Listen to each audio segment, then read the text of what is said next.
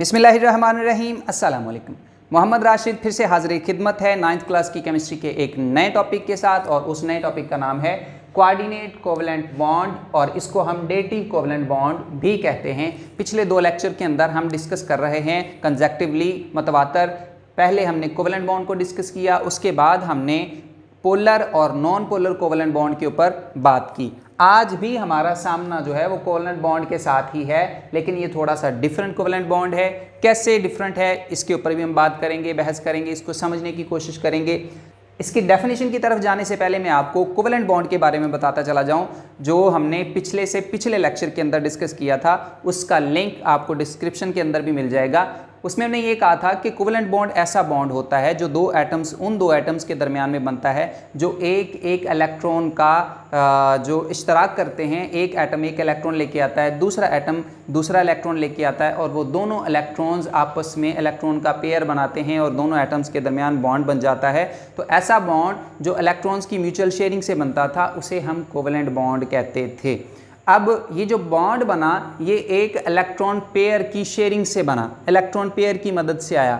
वहाँ पे क्या था कि एक इलेक्ट्रॉन एक एटम की तरफ से आता था और दूसरा इलेक्ट्रॉन दूसरे एटम की तरफ से आता था, और इलेक्ट्रॉन पेयर की मदद से बॉन्ड बन जाता था। आज का जो बॉन्ड है वो कोवलेंट बॉन्ड से कैसे डिफरेंट है, इसकी डेफिनेशन में देख लेते हैं। डेफिनेशन कहती है coordinate covalent bond is a type of covalent bond. ये कहता है कि कोवलेंट बॉन्ड की ही एक टाइप है। अच्छा, अगर ये कोवलेंट बॉन्ड की टाइप है तो फर्क क्या है इसमें, आगे बता रहा है। In which shared electron pair is donated by one atom only. इसके अंदर जो इलेक्ट्रॉन का पेयर है जो दोनों एटम्स शेयर करेंगे, जिसे यहाँ पे शेयर्ड इलेक्ट्रॉन पेयर कहा गया, जिस इलेक्ट्रॉन पेयर से बॉन्ड बनना है वो इलेक्ट्रॉन का pair donated by one atom only, सिर्फ एक एटम डोनेट करता है। ये इलेक्ट्रॉन का पेयर जिसने बॉन्ड बनाना है ये सिर्फ एक एटम लेके आता है, दोनों एटम एक एक इलेक्ट्रॉन नहीं लेके आते, म्यूचुअली शेयर नहीं करते। कोऑर्डिनेट कोवलेंट बॉन्ड के अंदर क्या होता है, वो इलेक्ट्रॉन का पेयर जिसने बॉन्ड बनाना है ये इलेक्ट्रॉन का पेयर एक एटम डोनेट करता है और दूसरा एटम डोनेट नहीं करता, वो एक्सेप्ट करता है। यूं उन दोनों एटम्स के दरमियान इस इलेक्ट्रॉन पेयर से बॉन्ड बन जाता है, और इस बॉन्ड को हम कहते हैं कोऑर्डिनेट कोवलेंट बॉन्ड।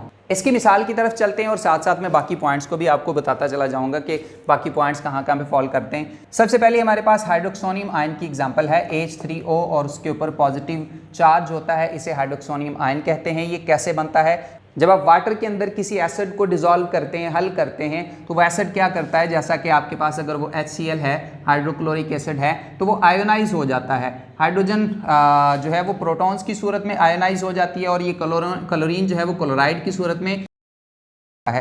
तो जब आप वाटर के अंदर किसी एसिड को डालते हैं तो वहाँ पे ये हाइड्रोक्सोनियम आयन बनता है, और उसमें होता क्या है कि वाटर मॉलिक्यूल उस प्रोटॉन के साथ रिएक्ट करता है, बॉन्ड बनाता है, कोऑर्डिनेट कोवलेंट बॉन्ड बनाता है। और वो कोऑर्डिनेट कोवलेंट बॉन्ड कैसे बनाता है, इस हाइड्रोजन के ऊपर पॉजिटिव चार्ज है, इसका मतलब ये है कि इसके पास एक ही इलेक्ट्रॉन था और वो एक इलेक्ट्रॉन इसके पास नहीं है, उसने किसी को डोनेट कर दिया। किसको डोनेट कर दिया, वो क्लोराइड को दे दिया था। अब इसके पास कोई इलेक्ट्रॉन नहीं, इसको 2 चाहिए। कितने चाहिए, 2 चाहिए। क्यों चाहिए, अपना डुप्लेट मुकम्मल करने के लिए।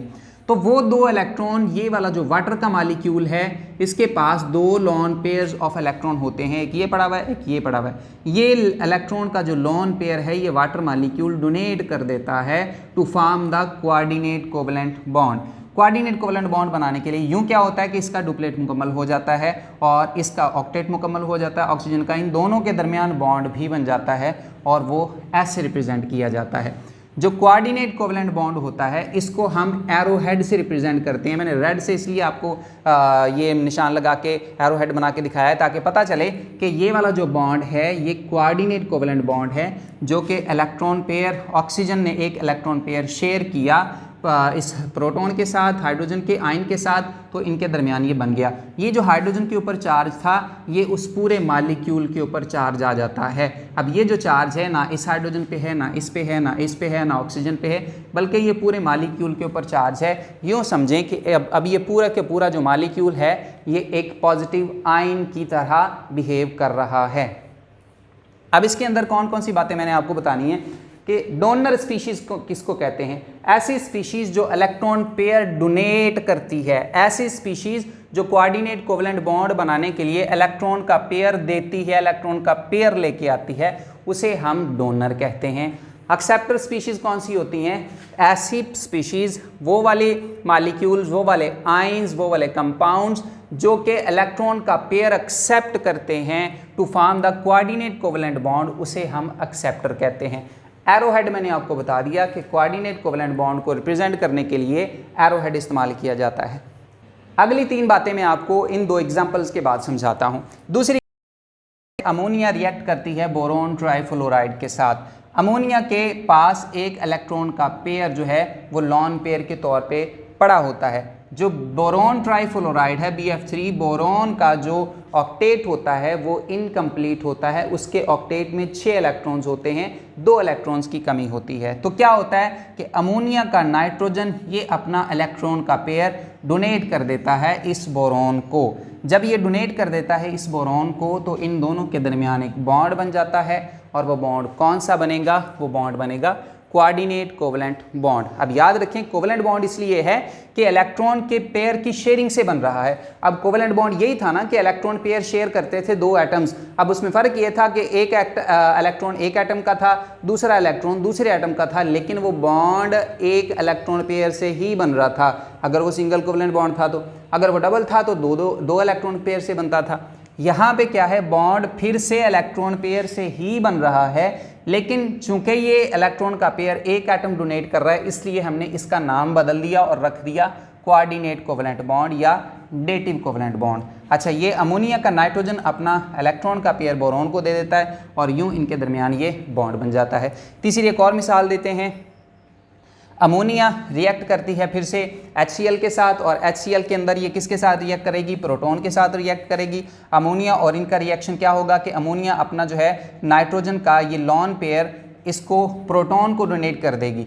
प्रोटॉन को जब डोनेट कर देगी तो इनके दरमियान ये बॉन्ड बन जाएगा। कौन सा बॉन्ड बनेगा? कोऑर्डिनेट कोवेलेंट बॉन्ड बनेगा, और यूं ये एक कंप्लीट पॉजिटिव आयन बन जाएगा। जब ये पॉजिटिव आयन बन जाएगा, इसके ऊपर पॉजिटिव चार्ज होगा, तो फिर ये एक पॉजिटिव आयन स्पीशीज़ के तौर पे काम करेगा, रिएक्ट करेगा। और ये जो इसका HCl का क्लोराइड अलहदा हुआ था वो फिर इस पूरे मालिक्यूल के साथ लग जाता है, और यूं ये मालिक्यूल जो है वो न्यूट्रल हो जाता है। ये पॉजिटिव आयन, ये पॉजिटिव चार्ज, ये नेगेटिव चार्ज को न्यूट्रल कर देता है, और एक अमोनियम क्लोराइड का मालिक्यूल एग्जिस्ट करता है जिसका फार्मूला है NH4Cl। अब मैं आपको अगले 3 पॉइंट्स के बारे में बताता हूं कि इसको डेटिव क्यों कहते हैं। डेटिव एक्चुअली एक लातीनी ज़ुबान का वर्ड है जो निकाला गया है डेयर से, DARE, डेयर। और इस डेयर का क्या मतलब है? डेयर का मतलब होता है टू गिव, देना, टू गिव, देना। इस बॉन्ड फॉर्मेशन में हमने देखा कि एक मॉलिक्यूल एक स्पीशीज़ इलेक्ट्रॉन का पेयर देती है, जिसकी वजह से ये बॉन्ड जो है वो वजूद में आता है। कोऑर्डिनेट कोवेलेंट बॉन्ड वजूद में आता है इलेक्ट्रॉन पेयर के देने से। चूंकि एक स्पीशीज़ इलेक्ट्रॉन का पेयर दे रही है इसलिए इसको हम डेटिव कोवेलेंट बॉन्ड भी कहते हैं। फिर ये बॉन्ड जो है वो पोलर होता है। पोलर कैसे है जी, ये समझा दें हमें। पोलर इसलिए होता है, आप इन एग्जाम्पल्स के अंदर देखें, ऑक्सीजन जो है वो इलेक्ट्रॉन का पेयर डोनेट कर रही है, इधर नाइट्रोजन कर रही है, इधर भी नाइट्रोजन कर रही है। In comparison with oxygen and hydrogen, nitrogen and boron, nitrogen and hydrogen अगर आप देखें तो ऑक्सीजन और नाइट्रोजन की जो इलेक्ट्रोनेगेटिविटी है वो ज़्यादा है as compare to hydrogen, as compare to boron, as compare to hydrogen. Again electronegativity किसकी ज़्यादा है? नाइट्रोजन की और ऑक्सीजन की। हमने ये पिछले लेक्चर में पढ़ा था पोलर और नॉन पोलर कोवेलेंट बॉन्ड में कि जब 2 एटम्स के दरमियान, जिनके दरमियान कोवेलेंट बॉन्ड है, एक एटम की इलेक्ट्रोनेगेटिविटी अगर ज़्यादा है तो वो क्या करता है? वो शेयर्ड पेयर ऑफ इलेक्ट्रॉन को अपनी तरफ रखता है और दूसरे से दूर कर लेता है। जब वो दूसरे से दूर कर लेता है, अपनी तरफ रखता है, तो उसके ऊपर जो चार्ज आ जाता है वो पार्शियल नेगेटिव चार्ज आ जाता है, और जिससे उसको दूर कर रहा है उस पर पार्शियल पॉजिटिव चार्ज आ जाता था। तो इस सूरत में, ये कोऑर्डिनेट कोवेलेंट बॉन्ड की सूरत में भी क्या होता है कि ऑक्सीजन और हाइड्रोजन के दरमियान जब ये बॉन्ड बनता है, ये ऑक्सीजन ज़्यादा इलेक्ट्रोनेगेटिव होने की वजह से क्या करता है, इसको एरोहेड को मिटाकर अगर मैं इलेक्ट्रॉन का पेयर बनाऊँ तो आपको ज़्यादा समझ आ जाएगी। ये इलेक्ट्रॉन का पेयर है जो कि इन दोनों के दरमियान शेयर हुआ है।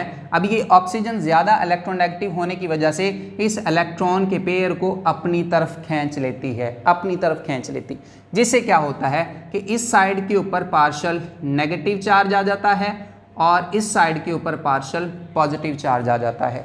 इसीलिए इस तरह के बॉन्ड को पोलर बॉन्ड भी कहा जाता है। आखिरी बात इसके अंदर हमने डिस्कस करनी है कि what is the difference between the covalent and coordinate covalent bond. Covalent और कोऑर्डिनेट कोवलेंट बॉन्ड के दरमियान फ़र्क क्या है।